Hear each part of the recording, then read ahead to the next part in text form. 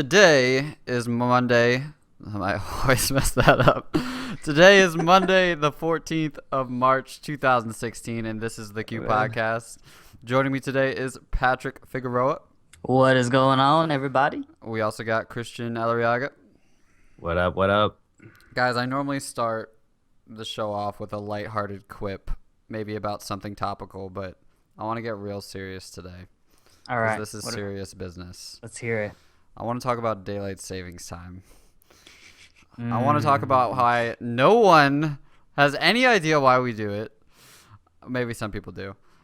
And how it just probably, like, you know how when they throw out numbers about billions of dollars lost in, like, hospital bills and time and, like, I feel like this is one of those things where that spring forward made so many people jolted in their daily lives that the detriment to the world economy can't possibly justify the existence of this silly program. I mean, it's a tragedy on the magnitude of losing your remote control for your TV. It's the fucking worst. Like, you're so inconvenienced. They didn't even put it in the right day. I'm moving away from the controller metaphor. Like on Reddit this morning, like shower thoughts. It's like, what if we'd move daylight savings spring forward to Monday, so your work day was like 1 hour shorter, like at 9 o'clock. Oh, I see what you're doing That'd be there. fucking amazing. I was like, holy shit, Obama, please. Please. Or Bernie, please. There's Trump, please. Trump, if you promise this, I will fucking vote for you. You know what they'd do, though? They'd put it at noon and you'd lose your lunch hour. Oh. Well, I eat lunch at 11 anyway, so bring it on. Else. Bring it on. I mean, I don't know. I feel like every year there's like a little news story in USA Today that they recycled from like the last 12 years about like, oh, if you didn't know why we do this, here's the silly reason. And not all the states do it because some states are sane human beings. And like Arizona, right? Yeah, I think it's just Arizona. And like I appreciate the longer day. Like maybe we could have just a permanent daylight savings thing. I just can't figure out why like we have this confusion where like imagine I don't know. I'm just think about the air traffic controllers. Think about the people that are updating the databases to keep people together. I just think about my microwave and how I actually have to like fuck around with the clock timer twice a year. There's no other times you fuck around with that thing unless like your power goes out. If I could move my webcam, I would show you that my microwave is just blank right now because I did not change it. I just realized that's because the power went out like a month ago and I haven't done it since then. So maybe this would be a good excuse to set the time for once. Although I will say, like when you're supposed to quote change like your batteries in your fire thingy, Smoke like detector? daylight savings is normally a good time to do it twice a year. Oh, So. Patrick, I don't want to look at the bright side here. That's a dangerous There's a bright thought. side to everything. That's actually a really good idea. I didn't even think about that. It's a life pro tip for you. That is a life pro tip. We're learning new things every day, man. That's why I do this podcast. Mm-hmm. You guys can bring some logic to those that are struggling. Don't get me wrong, it's still a piece of shit, but you know, Yeah. it's got some silver linings. All right. So, what have you been up to this past week, Patrick? So I bought Smash, got Smash, played some Smash. Smash. You got a Wii U? Oh God, no. Nope. Just Smash on the 3DS. And in all honesty, I was super hesitant because like I love Smash on my GameCube. I like playing it on a relatively large screen, and like it just did not personally make sense like you could play Smash on a tiny screen. Right. It like didn't feel There's no like you could. There's no local multiplayer either. Exactly. Well, in the sense of a shared in screen. the yeah. sense of like you only have to buy one game and one $250 system. You know what I mean? Mm-hmm. In this case, everyone has to have it. It even tells you like when you're trying to play like a local match, it says play with people who have their own copy of the game. It's like they had to like put that in there to remind people This isn't like Smash for Wii U or GameCube. This is like, Or sorry. no remote play capability. Yeah, exactly. Remote. Doesn't DS have some of that? Like some of their games have remote play or no? Remote. I haven't heard of it. If they Kind do of, have it. like PlayStation Share Play. Like if one guy has Mario Kart, everyone can. No. That sounds a little bit too innovative for Nintendo, Patrick. I know. Their games are so fucking expensive, man. I swear to God. They are. They're just so slow with. I don't know. It's just they play by their own rules. They do, and the thing is, I still fucking bought the game. Yeah. But it's a great game. The amount of content in that game is astounding. Like it plays just like the console versions. Like there's so many collectibles. There's all the different little items you can collect. I know. That's not what I meant. I meant like there's collectibles in like earning your trophies, like collectible trophies, and then there's like You can say completing- achievements. You could do no, it's not. It's not. They're actual trophies though. I know. When you get them. And then like there's beating like the classic mode, which is just like 8 stages with every character. It just like these kind of things just like make you play constantly, and they have like a challenge map where it's like play this character X amount of times, and you like break this like tiny square in the grid, and it reveals like the 3 other achievements, kind of like Minesweeper. Right. So That's it's just neat. like it perpetuates you to just like keep trying, keep playing. There's and a variety of hooks. variety of hooks. And Some of those achievements fucking suck. that's why they give you those little Holy magic hammers crap. to beat. Yeah, like all the Cruel Smash ones, those were done. Yeah, I think I got one. I Mhm. killed one of them. Might Did have been on not. accident. But it's a Something great else I game. appreciate. It plays really well, surprisingly well. It's just really tight in the way. Like I was really, jaunted at first because I played with a controller. But it plays neat. It's not janky by any means, and it's good. The roster is fucking huge. It's by massive. the way. My main concern was always like, is it fun to play by yourself? Because I kind of envision most of the times when we playing my DS is going to be when I'm playing by myself. Mm-hmm. Do you think Smash is going to be fun for someone that isn't playing online? It depends on how you like to play. If you look at my Smash in Melee, I probably put. I swear, like I can go check next time I go home. I probably put 100 to 200 hours into that game. Mm-hmm. And like Christian, I didn't like play with a lot of people. Like, Well, we didn't even like have internet access on our GameCubes. yeah, So like that was one of those I things. played those 100, 200 hours by myself. Yeah. It depends on if you like that style of game. Like Smash Right. is something you could endlessly absorb yourself in. And Mm. I mean, this go around for this game, they put alt costumes, they put changes to your move set, which is Changes something to your that moveset, was which is crazy. Like Yeah. you can modify your like each B button to a different thing. That's cool. There's a Yeah. lot of customization here. The drawbacks I'll say is I miss the rumble. Like the hits don't feel like hits, not like they did with the GameCube or like with a GameCube controller when it would vibrate when you like hit something or the screen because would the shake. rumble. Yeah. Just like the rumble, like when it's like Mhm. sometimes when you hit that smash on the with sticks in your hand watching the screen, and then the surround sound with the, it's like Yeah. fucking great. Screen or shakes. the home run bat. The home run that. bat. I was waiting for someone to Yeah, say that. and like that noise, the home run bat, it sounds excellent when you have really the high pitched. speakers. Yeah, I was But gonna. like on the tiny 3DS speakers, it's like it's not as. Mm-hmm. You gotta play the- with headphones, right? I should try that. I like playing with headphones. I haven't tried the headphones at all yet. It definitely ups No, the I quality. found that in general on the DS has made me feel like a lot more times I think it causes me to die a lot faster because when I feel a hit on the controller, I kind of it's mentally you take a step back, you're like, oh god, that sounded or that felt like it hurt. Yeah, Start pointing back towards So- the center so you don't fall off just immediately. Yeah. but that would be the only thing I have with it. Who's your guys' characters?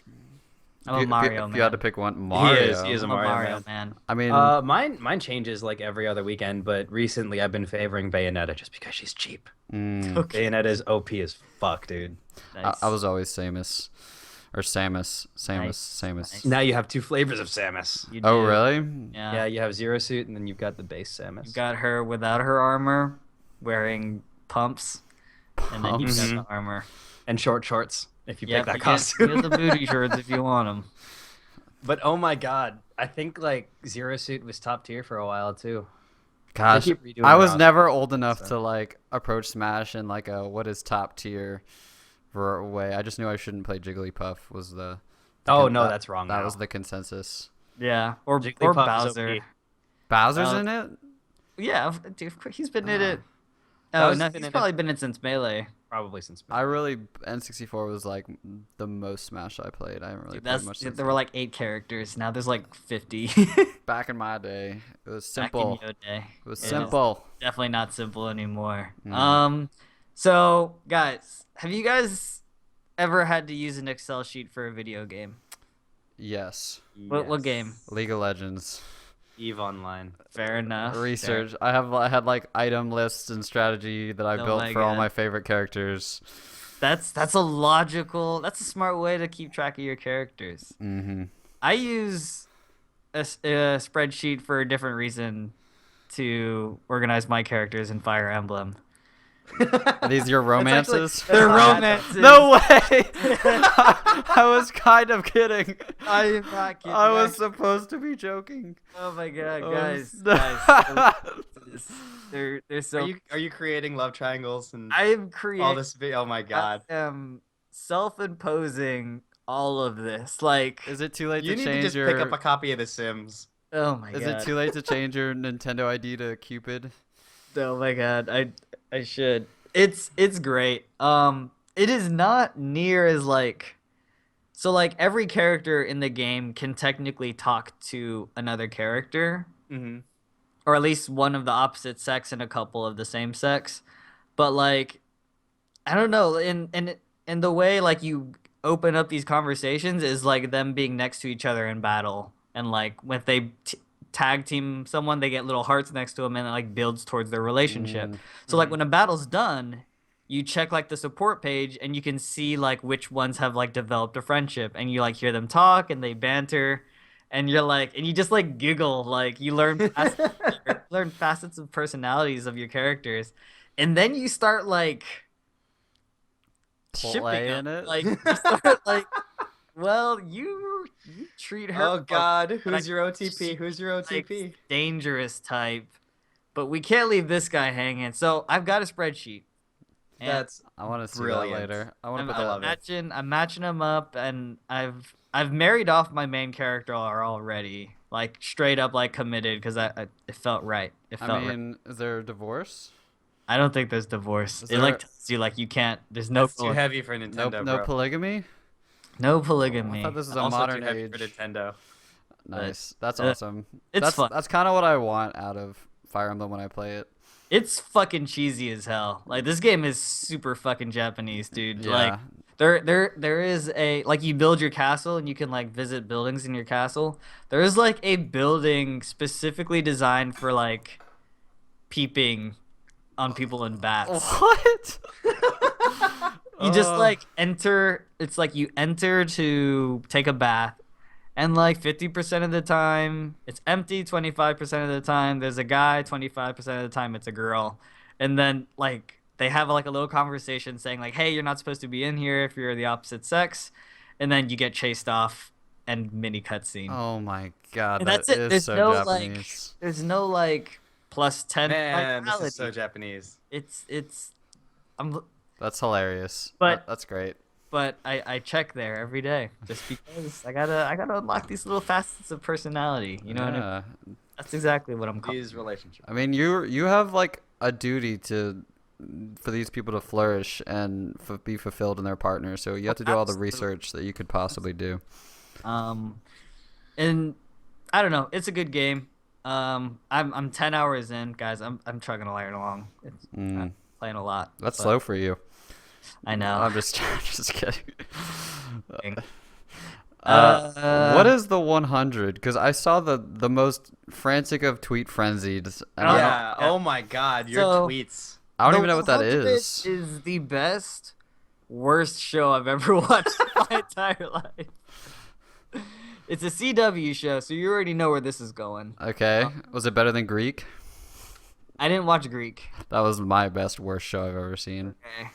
So the 100 is about like this post-apocalyptic world where like the world was nuked, and 97 years later, 100 kids get sent to the ground to get sent to Earth from a space station to see if it's livable.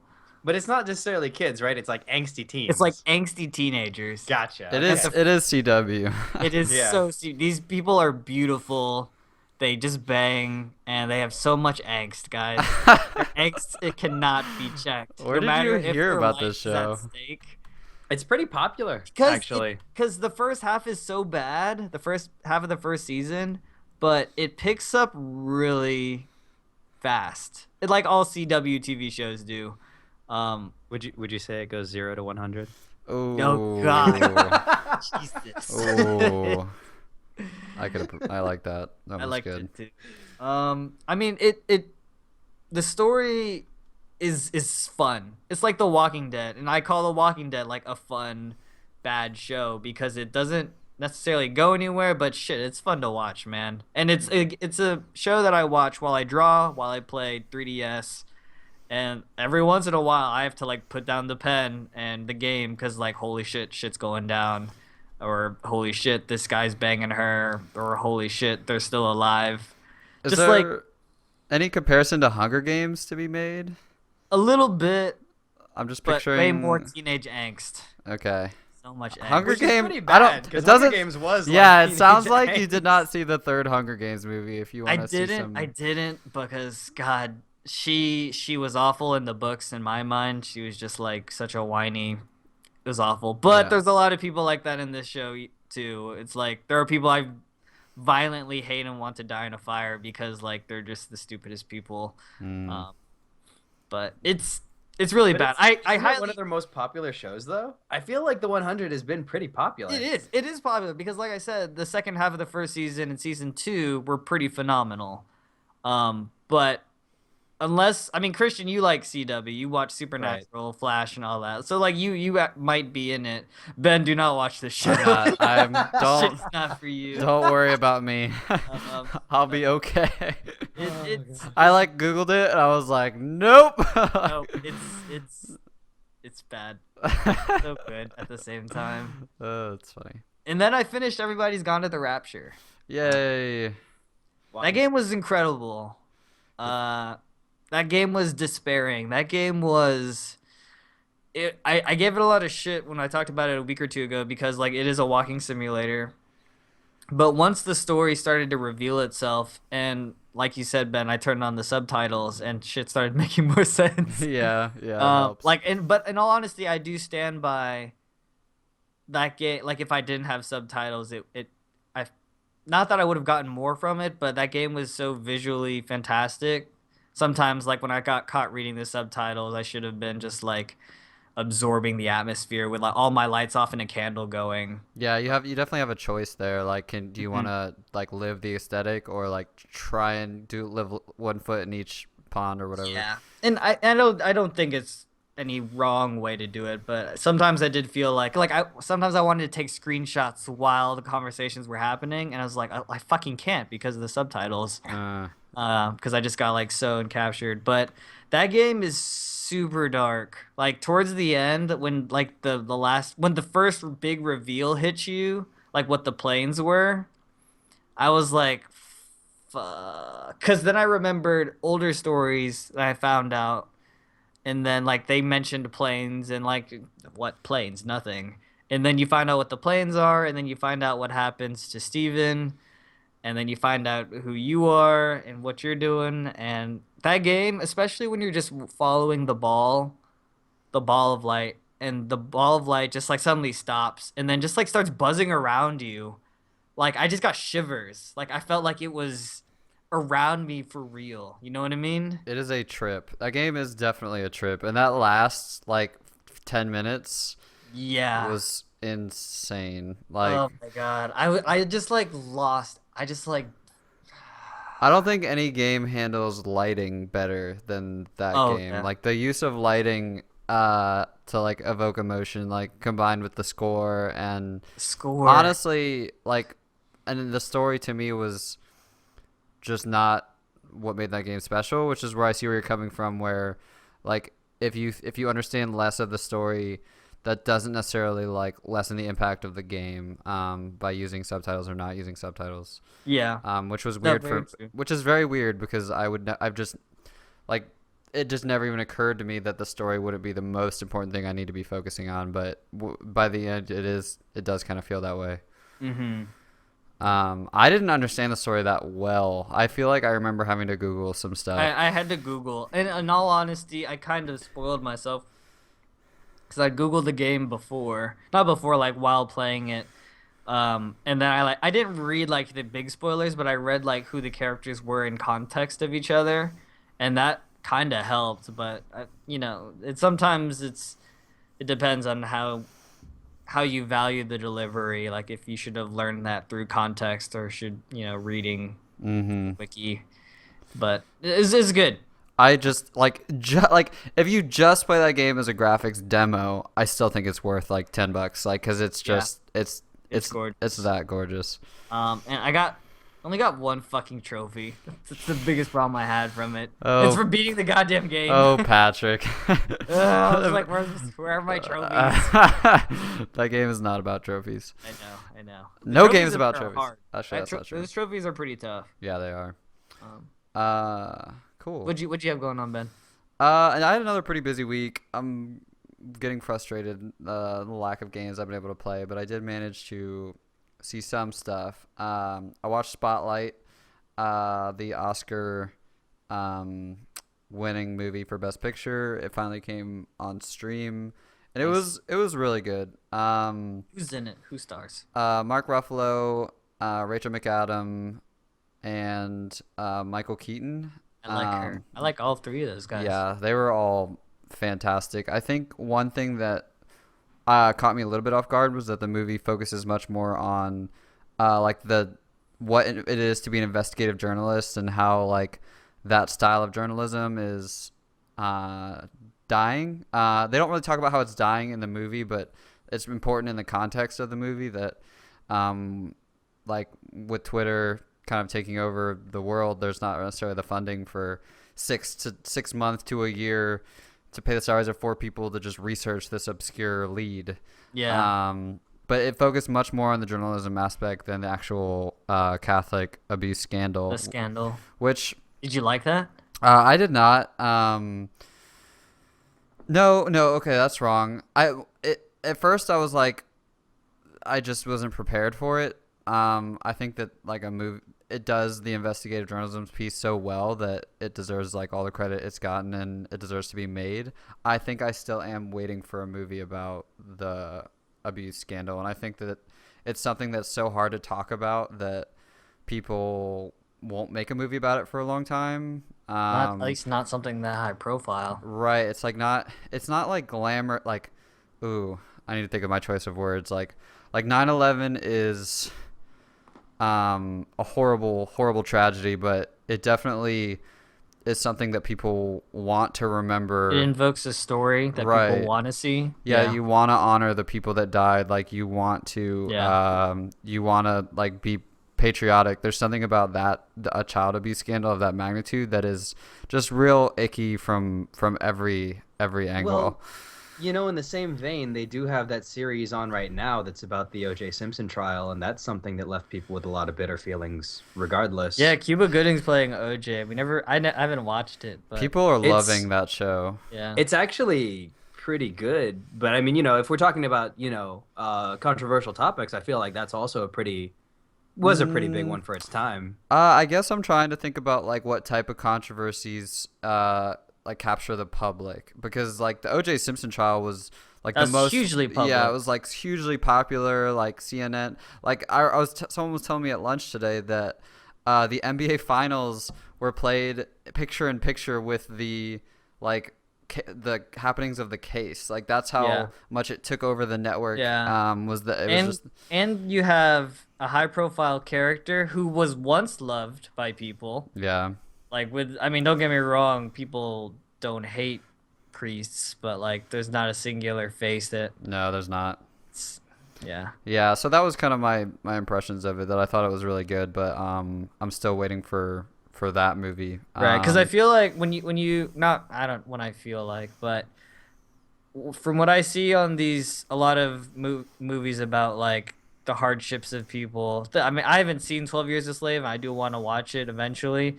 So a lot of the time, I don't want to say there's a feel good message in there, but I'm sure you watch it to like watch the strength that one must have endured and with all the tragedy. I don't know much about this scandal, and I just feel like it's not something that I already kind of don't want to watch 12 Years a Slave. I don't know if I really want to watch a I this see. kind of scandal. I see what you're saying, yeah, because like there's like a lot of great plots have a level of complexity. Like yeah, where there's tones, there's things to hold on to. I don't know what a movie about that scandal would be like about anything other than just pure disgust and like corruption, and Yeah. that's awful. I'm also reading a book that was recommended to me by my dad, The River of Doubt. It's about Theodore Roosevelt's campaign to chart one of the unknown rivers of the Amazon after he lost his third bid for president. So it's kind of a different kind of like historical book, because it's not about like politics or about Theodore Roosevelt's like biography. It's just about this one campaign that he took where he got in way over his head and probably should have died. I mean, it's a true story, so I don't feel like I'm spoiling it. Is this the story where he got shot and he still decided to give a speech? No. Okay. They do reference that at the beginning, though, to talk about how tough he was, and Dude, he's badass. He's so badass. I mean, these guys, like, listen to this fact, because I just love telling people this fact. The mouth of the Amazon River comes into the ocean, okay? There's an island within the mouth where the river, like, flows into the ocean. 15% of the ocean's fresh water every year. Another fact. The island inside the mouth is the size of Switzerland. That's how big the river is and how wide it is. Which river is this? Amazon? The Amazon in South America. Yeah, it's like if you were to take the length of the Amazon, it goes from Maine to San Francisco. It's still not as long as the Nile, but it's like in terms of volume of water, like 4 times as big as the Nile or something like that. That's crazy. It is a huge, terrifying rainforest river full of every Anaconda. number of just like snakes, and they're like Indians with poison arrows, and he's just like he was a naturalist with this thirst for adventure, and it's really interesting read. Neat. Yeah. How about you, Christian? Okay, so before I even go into this, have you guys ever like played a game for a bit and then you hit a point where you realize you knew absolutely nothing about how deep that game went? Ooh. And that, do you think that being a kid counts? Like being ignorant? Could be, but I mean, just in general, have you guys ever had that kind of a feeling? I mean, not necessarily Not in a positive way. In a way of like, this is stupid. Yeah, like I think I always am. Like I'm always reading about games before I play them, so I always know how deep they are. But like before I get into it, like something like The Witness. Sure, you hand me that game without me reading any coverage of it or buzz, and I'm gonna be completely unaware of all the secrets that it has.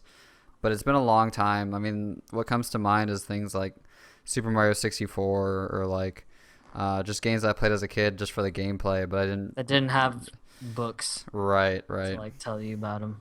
Okay. Where are you going with this? So, I mean, this is just, I had this epiphany over the weekend that I knew absolutely nothing about Monster Hunter, which I've been playing for a couple weeks now. Right? Oh my gosh. Okay. Yeah.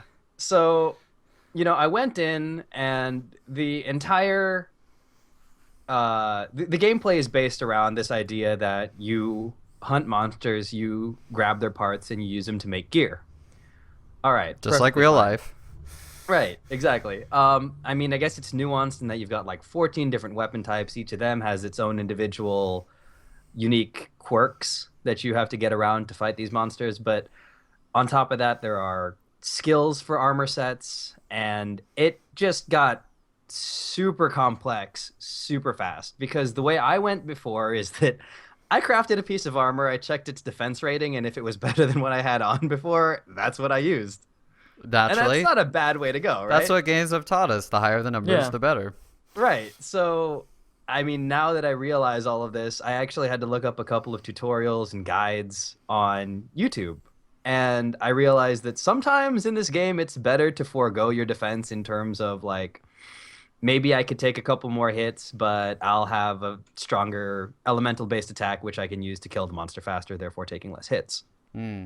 And it blew my mind just how complex a game this simple gets. Sounds like And you're it about was to join Patrick in the spreadsheet club. Oh, I know. I was about to say. right. Well, I mean, I did that for Eve, and that was a hell all in and of itself. I don't know if you guys heard anything about Eve, but Eve is essentially the Excel simulator. If you guys can, I have heard things. I didn't realize that you played Eve. Yeah, I mean, it's a subscription based game, but Right. so I stopped a while back, but oh my God, no, that game is the Excel simulator because 50% to 80% of your time is going to be spent checking as an Excel spreadsheet. I can get behind that. I like numbers. Yeah, it was pretty bad. But yeah, so learned a lot about that, and to be honest, I can say that I would be totally happy when Generations comes out and I get to start all over again because it's just one of those games that I feel like I could sink a lot of hours into. Do you find that, like, so with this newfound insight, do you think, like, have you seen like a measurable performance boost, or do you feel like you were pretty close? No, actually, it has ridiculously impacted the way I play the game. So like before, maybe I would chug 8 to 10 potions per monster, and now I'm chugging like 1 to 2. Dang, yeah, So yeah, it's definitely affected my gameplay. that's fun. So that's required. That's like necessary. What? Like just doing this, like cross-checking references, and I've never had to play It's a game. it's where I've actually had not to- necessary where I've had because to do that much research to play the game in an as efficient way. I mean, I mean feel like MMOs are besides- just yeah. a lot. MMOs do this a lot, I imagine, where there is like because MMOs are all about it's you about know, efficiency. cut efficiency, like It's cutting as the many fat corners off. as you can. Cutting the Mhm. fat off, basically. No, honestly, Well- everything that I checked was available to me in game. Like I could look up all the numbers and stuff. It's just there are some things where it's just a little iffy on what they meant because it's as far as Monster Hunter 4 Ultimate is they show you the name of what the skills are, but until you have that skill actually equipped, you can't see what it does. Right. You're not thinking of League, right, though, Patrick? Like, League Yeah. was the amount of research outside of the game, reading patch notes and like That's true. item descriptions and strategy was a huge expense. That's true. Very true. What I Still hear, do it. everything I hear about Monster Hunter is that it's insanely complicated. That like Yeah. the barrier to entry is huge, which is not always a bad thing. Like just like the way that MOBAs bring you in, Mhm. I would imagine Monster Hunter to be a similar situation. Well, it starts you off like super simple. You know, you have your traditional gameplay, your hack and slash, maybe long range if you want to use a gun, but it gets super complex the more you play with other people because you get a whole bunch more strategy that you can use, like traps and certain things, support-based skills and classes. I mean, there's a lot to do, Yeah. and there are a lot of different ways to play. Like, it is pretty much play the way you want to, which I can appreciate. Yeah, So. that's neat. What else? There's Soma. I have been looking for another horror game since Amnesia and the second Amnesia, I guess, A Machine for Pigs. And lo and behold, Frictional Games comes out with Soma. I have that game. I'm gonna finish it by the end of the month. Hopefully. Okay, so let me not spoil anything. So have you begun playing it yet? No. Okay, cool. How far are you, Christian? Done. Oh, Fast. oh, how did you not lead with this game? It's You've talked frictional about Monster games. Hunter for like No. so many weeks. Oh, by the way, I finished Soma. What? I think it's because like I've sunk so many hours into Monster Hunter, whereas Soma can be done sub 10. Yeah, but we all know that Still length 10 hours. That's true. And Length- knowing work length isn't schedule, everything, 10 Christian. hours is This is true. This is very true. about the- But it's there's a joke I mean, to be had I there. love horror games. So just being able to play another game by Frictional is so great. And the environment, the monsters, the fear, everything is up to par with what Frictional has been known for, which is obviously the Amnesia series. So, I mean, there was a pretty big bar right. for them to meet. So I know the plot to this game. Do you want to give just an idea of what like the first 10 minutes are? Oh God, I'm trying to remember what is and isn't a spoiler at this point. I know But, there I are mean, there are a lot of essentially, spoilers. Yeah, you just it's an underground facility that you're exploring now, and it's very futuristic. So it's a change away from what they went from before, which was super Victorian England and the sprawling mansions, the stone buildings. That's what you were used to from the Amnesia series, and they took it in a step that I actually think improved the atmosphere of the game, because the ambient lighting and the just sounds you get out of the atmosphere are just so chilling. Yeah. I've heard that it is. I know it's a lot of the plot is based around artificial intelligence. Mm-hmm. Did it bring anything new to the table for you? Not plot wise, but did you find yourself asking questions about artificial intelligence that you had not yet considered? So Soma's, see, and I guess it's not too big of a spoiler. Well, actually, I don't know if it's a spoiler at all because they introduce it relatively early. But essentially, they aren't really like. It's not necessarily AI that you're dealing with in Soma. It's actually like cloned minds of people. I don't like this, guys. Approaching Why did spoiler you- territory. Yeah, I know you guys really are. I don't like this. Yeah, I mean, but it's not really AI based. They're people. Okay, well we'll stop there. I know there's Yeah. a ton of things that are still left to be said, but I did want to give people like an idea that if you're interested in that type of thing, Soma is a Yeah, game no, that it- explores it- that. It actually explores a lot of really cool scientific ideas and what could theoretically happen further down the line, which is always super interesting. I always appreciate a good sci-fi story, whether or not it's scaring the shit out of me, or it's just thrilling to watch. For sure. Yeah. All right. You can breathe again, Patrick. Because we are going to current events, and this is something that just like crossed. Happened today. Yeah, it happened today. Xbox or Microsoft is taking the steps to open up the Xbox Live platform so that you can play Xbox One with PC, PS4, and other networks. And I don't know what to make of this. Like, I don't know. I don't know what to make of it either, Ben. there's no. Sounds like crafty Bill Gates coming up with his schemes. Yeah, like, I can't. Where were you like 10 years ago? He's like throwing the ball into. I'm not necessarily Sony, but like, who else is their rival? Fucking Nintendo. Like they're throwing the ball into Sony's court, saying like, if you want to make this happen, we're letting this happen. We can make this it is happen. this is just like Burger King approaching McDonald's for the Peace Burger.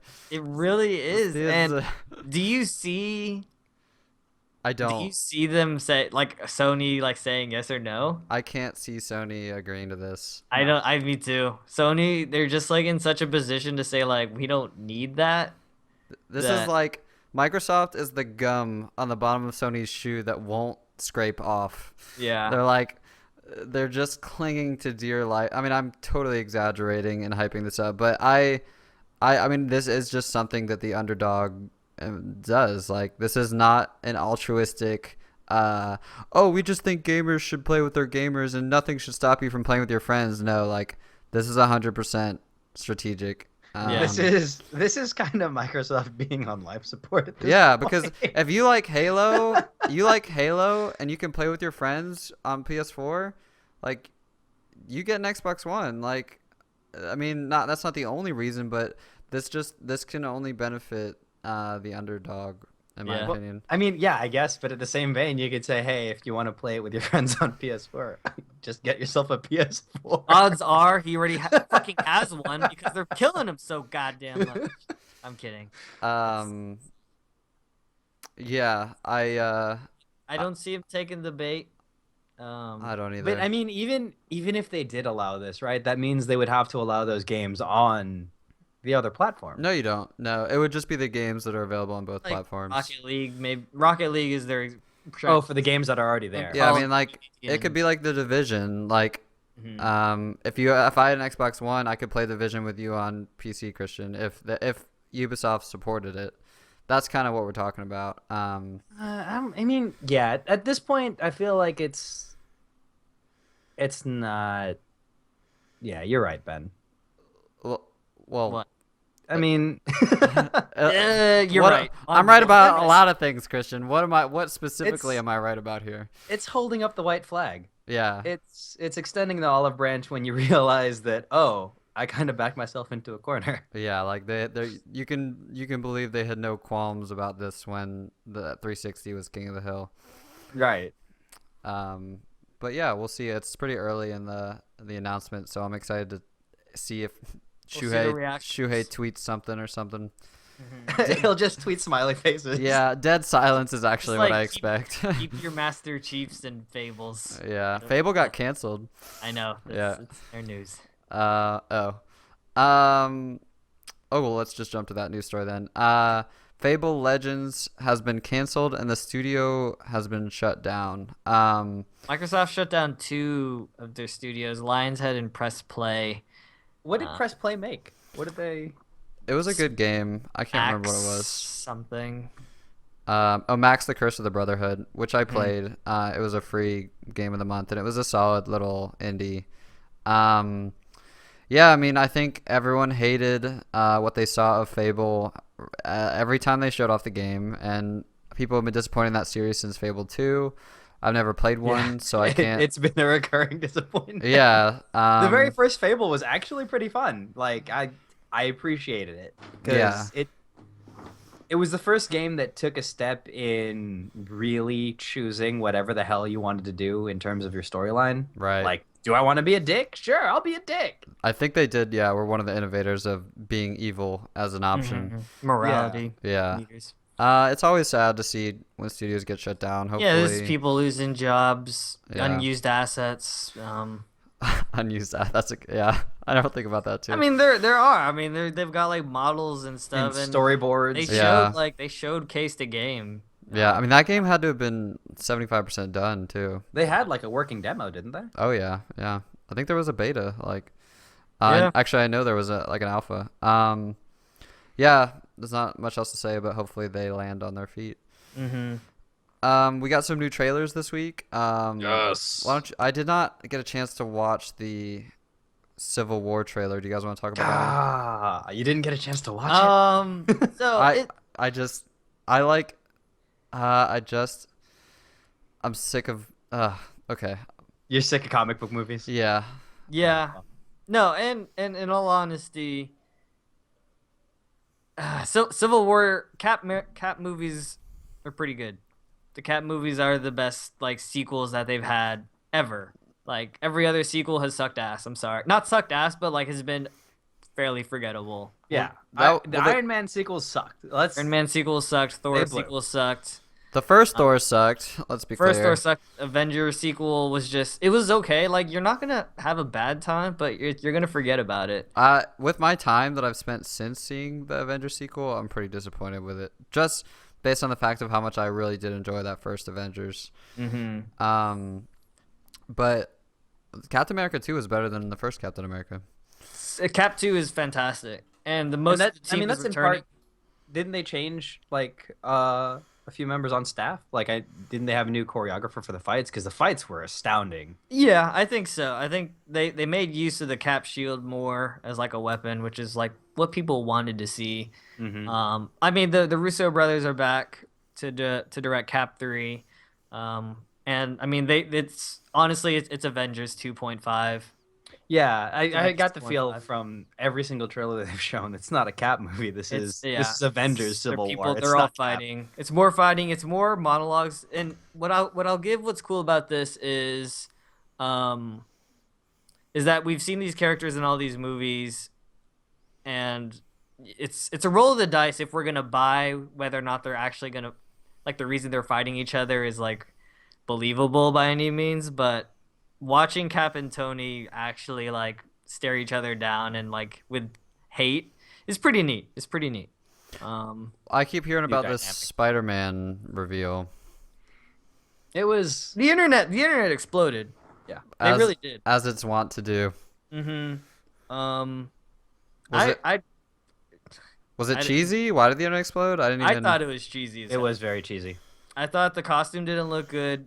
I think it looked like it was like something from like a Toys R Us, like those muscle suits from Toys R Us for kids. Yeah. And it was like based on the very first Spider-Man suit, I want to say. I guess. I think that was the original costume, but the and original thing- costume will always be what Tobey Maguire rigged up for that wrestling match. In my head, that's the original costume.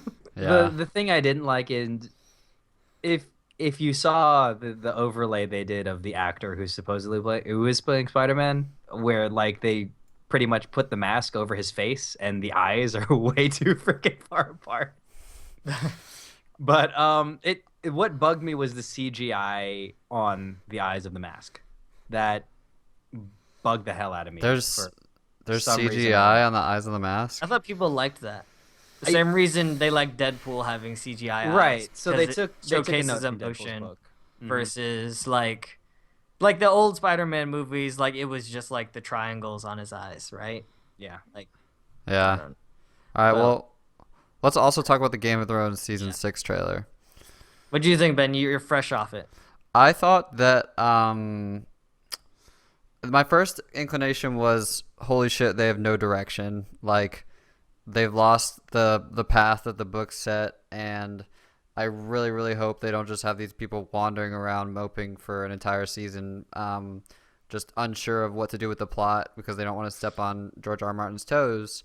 And then I realized that I think every Game of Thrones trailer has been more thematic and more character snippets than plot giveaways. So I think it was a nice little reminder that Game of Thrones is coming again soon and that every single season of that show has been fucking amazing. So I have no reason to believe that it won't continue to be the greatest show of all time. One thing I'll say that someone reminded on Reddit, it will be like, at least for me, it'll be like watching the first season. The same feeling of, I don't know what's gonna happen. Yeah. I don't know what's gonna happen with these characters. I Because don't know finally where they're you gonna don't be. know, right? Right, and like ever since that first season, I've never had that. Like from seasons 2 to 5, it's just been, when are they gonna do this? Are they gonna do this? Oh man, it's setting up for this, and it's like, don't get me wrong, that's fine, but there are other. I watch other shows because I don't know what's gonna happen. Right. And I want to tune in next week because I don't know. Not, is it gonna happen next week? So I'm really excited for this season because of that. Yeah, that's actually a really good point. That's gonna be super exciting.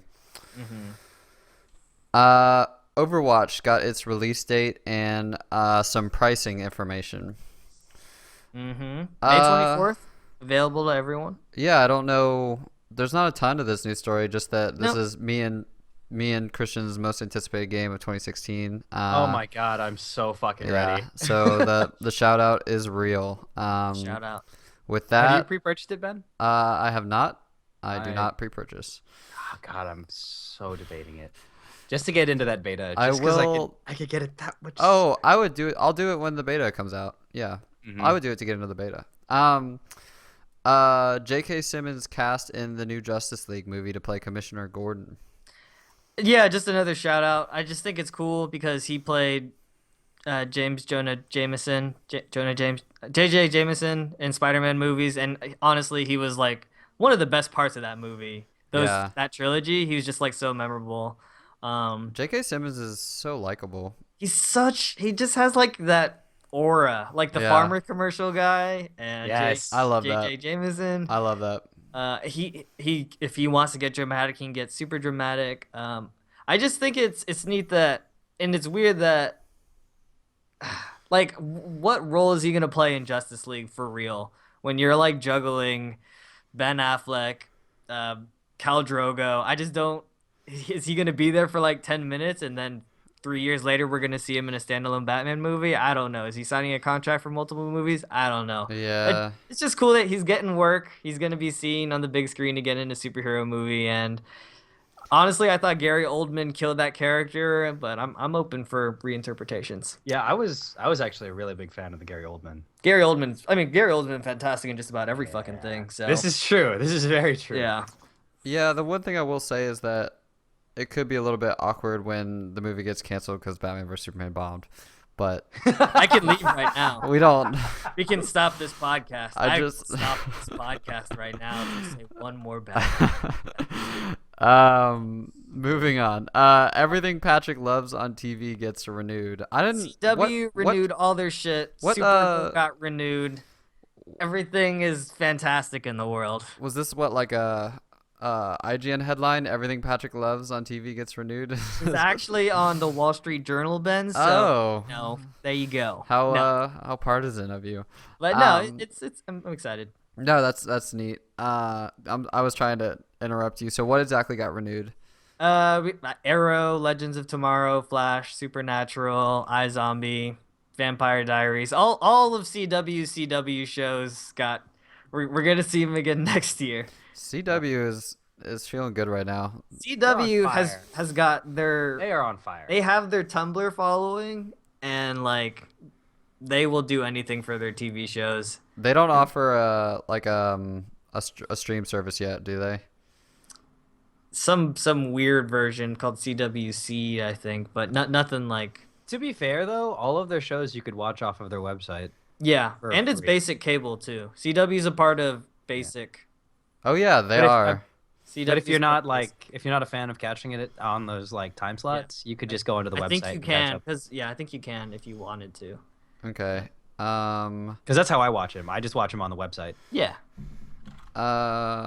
Very cool. I'm happy for you, Patrick. thanks, man. Tomb Raider movie reboot rumored with Daisy Ridley to star. All rumor, baby, but I she could be an incredible Lara Croft. I allowed this. Like usually, I like to bitch at you for these types of rumors. But this was yes. such a like A fun rumor. yeah, like I just started smiling. I was like, It's that.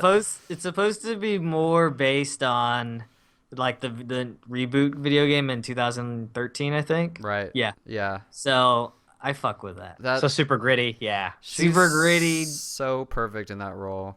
Oh yeah. Talk about the Harrison Ford comparisons to Oh my god, I didn't even see Star it. Wars and Indiana Jones, Daisy Ridley and Tomb She's Raider. infectious. I think that would be so great. I want it to be true, but once again, that shit is all rumor. You heard it here first Yeah. that it's wrong.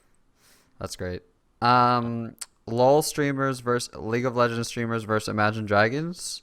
Yeah, so Trick2G, like, he tweeted out, like, him, Dyrus, Trick2G. Suchez, Night Blue, and FaZe Jeff are going to play against Imagine Dragons. The and band. they're gonna, yeah, the band Imagine Dragons. Yeah. And they're going to stream it on Twitch. I love this. I just, like, these are famous streamers of League. They all have personalities. I'm Yeah. gonna love this. I'm gonna love this just because of Trick2G. You could have said Trick2G plays Imagine Dragons, and and I would Dyrus. okay with it. I'll fucking watch Dyrus. I like. I love the maximum disrespect, man. I like. I And gotta. it's funny because Night Blue is my favorite streamer of all those. It'll be fun to watch. I think they're going to get wrecked. Those are all good players. Yeah, I mean, Imagine Dragons have actual successful career in music. They probably don't have time to be professional. So I mean, the jokes on Reddit were like, "There's only 4 members of Imagine Dragons." They say like, "Let's pull in Faker for that." oh, that's awesome. That'd be great. Maximum I- handicap. Maximum handicap. Imagine Dragons, of course, did the theme song to the I think season 4 League Championship. I've seen Imagine Dragons in concert twice. And they're I've seen they're one. so nice. They're such cool dudes. I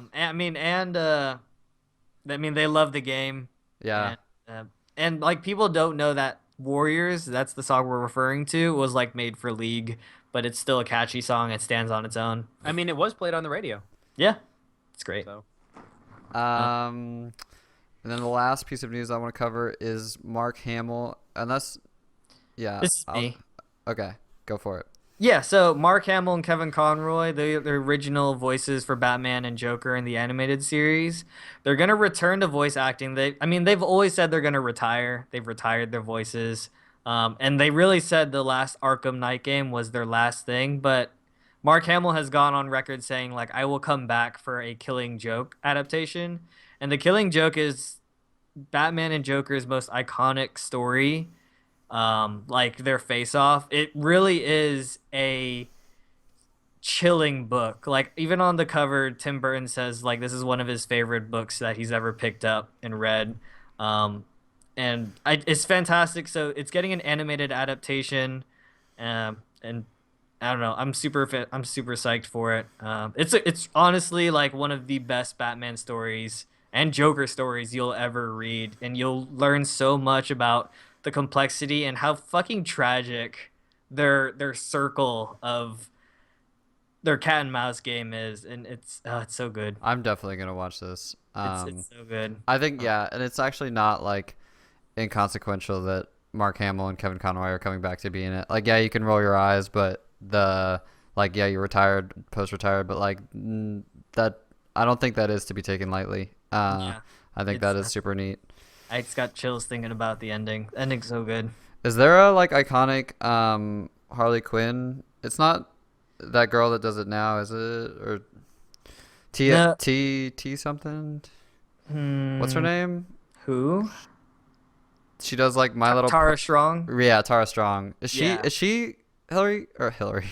I'm watching way too many debates. Oh my god. Is she Harley Quinn? Yeah, in the animated series she Okay, is. do you but think she's not in this story. The Killing Joke isn't have Harley Quinn? No. It's about Joker's origin story and his descent into madness and how he thinks everyone is just one really bad day away from pure madness, and he thinks Batman had a similar same day, but he took a different direction. And like we know about Batman that is true, like he lost his parents. And like that just like fascinates the shit out of Joker, and he's trying to like, oh dude, it's fucking fantastic the way they monologue at each other. It's just really well written. It's written by Alan Moore, who wrote Watch. Alan Moore's a famous comic book writer. He did Watchmen and a bunch of V for Vendetta. So this guy's good shit, man. That's all known for being very, very dark. Very dark. In regards to how superhero stories go. Yeah, like Watchmen and V for Vendetta are relatively dark. And so when he writes a Batman Joker comic book, it's fucking fantastic. Which makes me wonder, how does that affect the rating on this animated short? It's R, or it's been rumored to be R. Mm-hmm. Okay, all right. So that actually just gets me even more hype because this show doesn't need blood or this movie doesn't need blood. Just like thematically, it's very dark. But yeah, that's what I mean. Because like blood doesn't necessarily make it R. It could be theme based. But I mean, just the fact that even the fact that Deadpool was bumped up to an R and that essentially made the movie. Yeah. Makes me have high hopes. They shouldn't be given, for this story, they shouldn't be held back. So. Excellent. Cue the topic. Cue the topic. I still can't figure out like the jingle that I want to go with. Yeah, there needs to be like a little sound bite. Yeah, right? is it like just cue the topic or cue the topic or cue? No.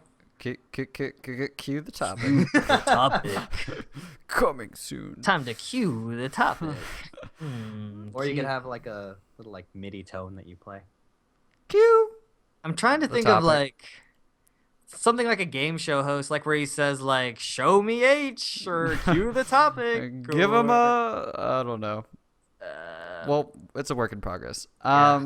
So this is one of those topics that we had to spar about whether we had done this before, and the consensus was close enough. There was no consensus. But that maybe if it had been long enough that we couldn't remember, it was long enough that people or maybe it's long enough that you guys don't remember. Yeah. Like it's. Are you saying our fans don't know every episode by every minute, by every second? Yep. They're going to be citing the timestamp when we release this. Our question is, how do you successfully reboot something? We've been seeing a bunch of kind of TV reboots via Netflix with Fuller House, Arrested Development, X-Files just came back to television. We realized that there's an insane list, but it's a little bit different than like sequels. So I don't know when it happened, but I think at some point people realized that there's not a need to make like a Spider-Man 4. You can just reboot it and reimagine it. It's something that comics have been doing for millennium. Yeah, they pretty much do it like every other month. Yeah. There was Jurassic Park last summer. Baywatch is coming back.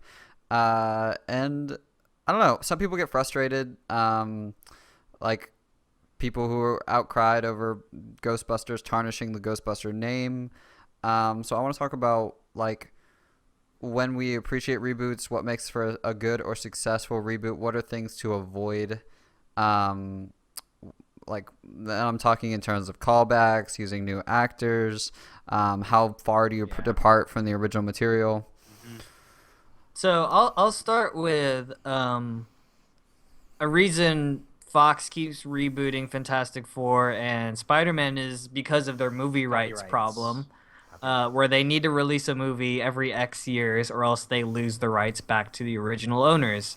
So that's the reason why we keep seeing Spider-Man in one way, shape, or form, or we'll be forced to see another version of him because Sony Pictures is not going to give up Spider-Man. Same as X-Men, same as Fox trying to give up Fantastic Four. They're not going to give them back unless it's with a big bag of money from Papa Disney. Yeah. You know what I mean? So though, because I mean, like, just based on Fan Four Stick, that tanked.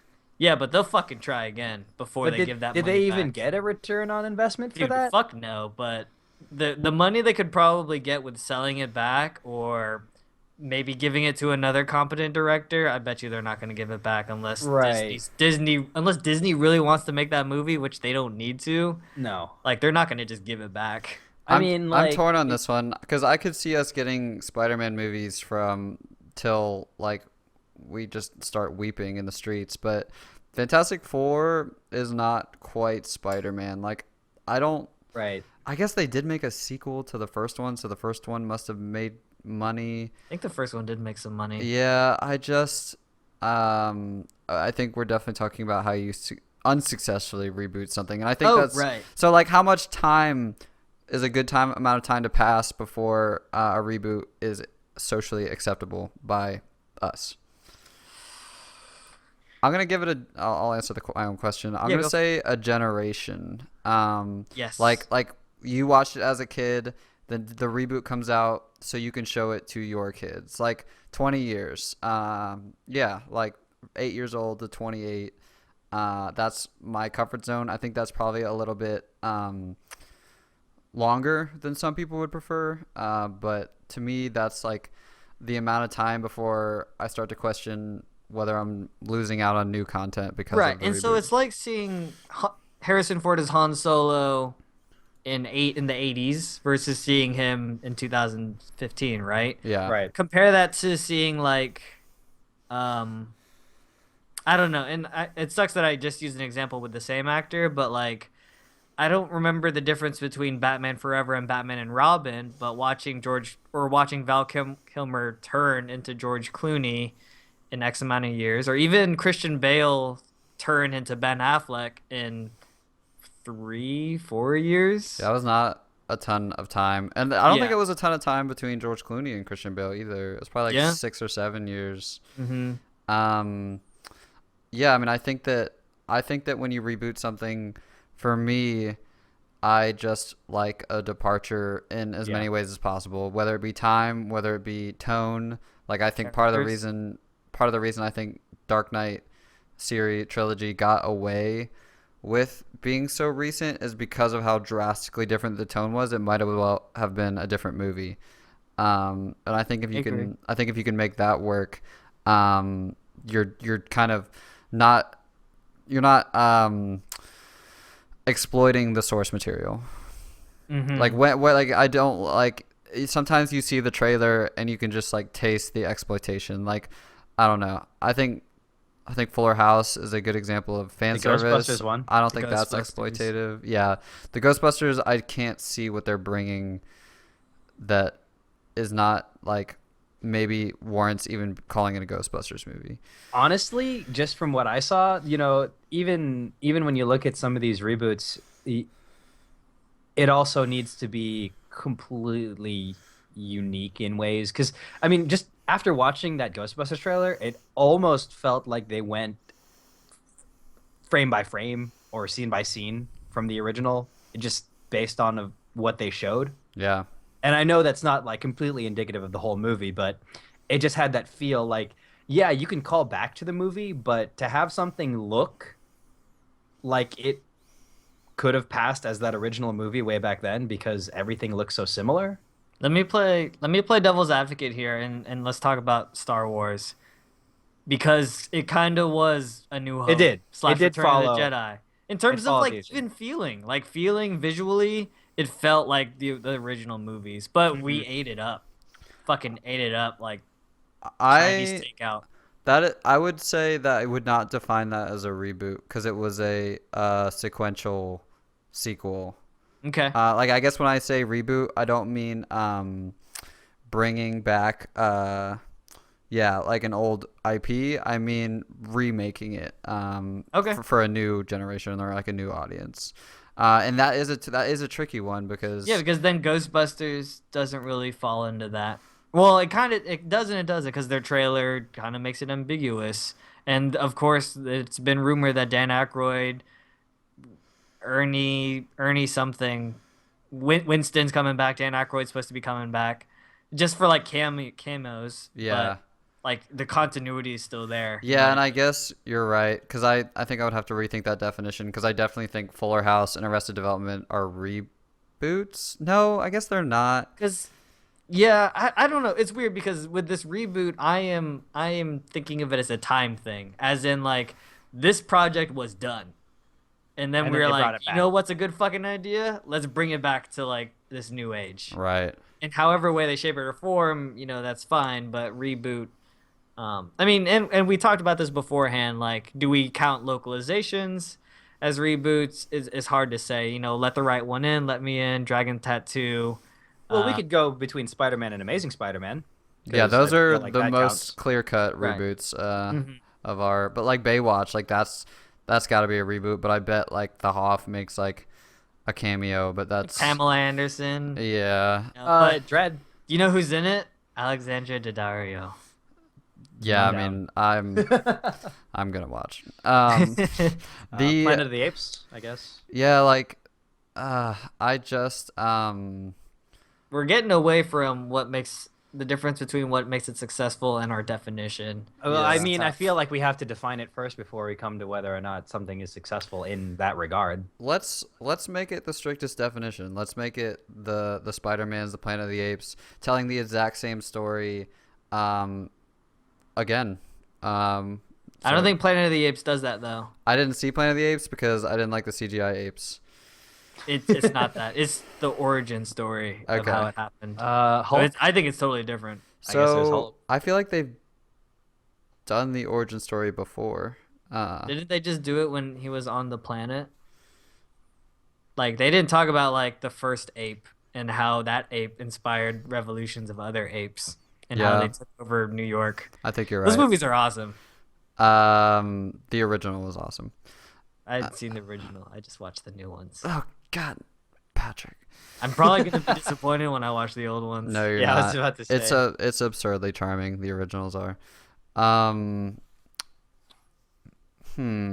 I think, cause yeah, I'd like to get away from like another topic about the fatigue of everything's a sequel and the lack of innovation. I think there is like something to be celebrated when like a beloved IP is able to stay relevant and reimagined, but it has to be there has to be more rules other than it just has to be good, or maybe it just has to be good.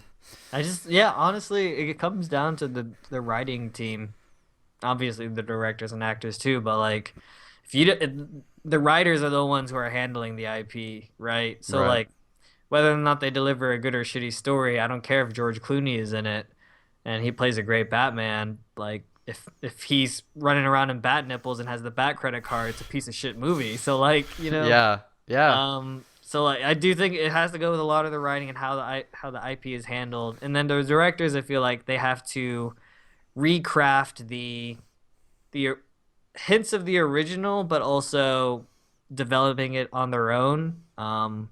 Like the aesthetic for Star Trek, right?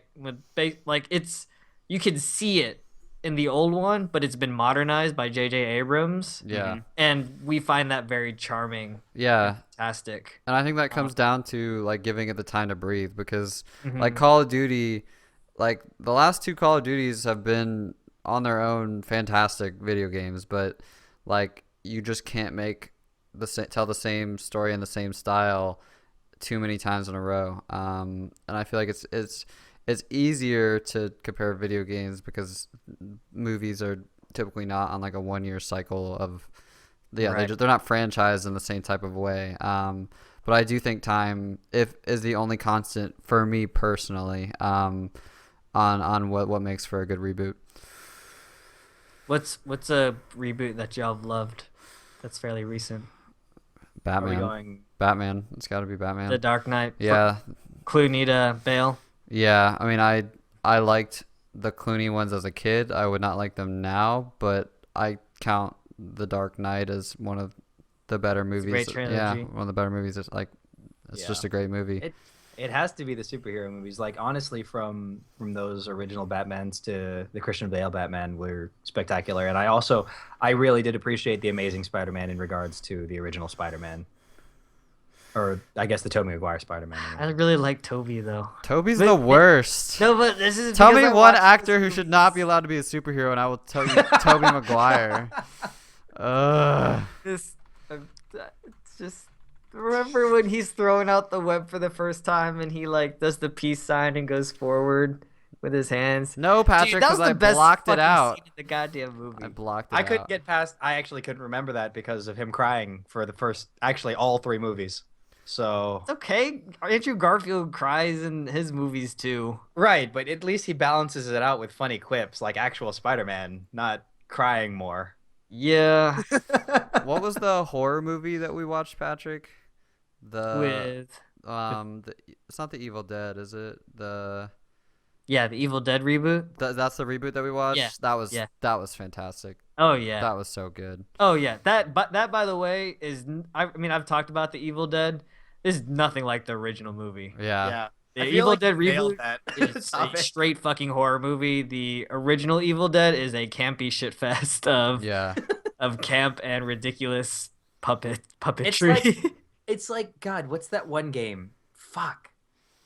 Where like it's a zombie game and you run around picking up various items that you can combine to make weapons. It's not Dead Island. It's Dying Light. no, Left 4 it's Dead, like Last super of comedic. Us. Left 4 Dead. No, Left it's 4 not Dead. Left 4 Dead. It's like super comedy. The guy's Oh, got Dead Rising. yes. Yeah. That was a good That game. game's fucking fantastic. I like that game. But that's what the original.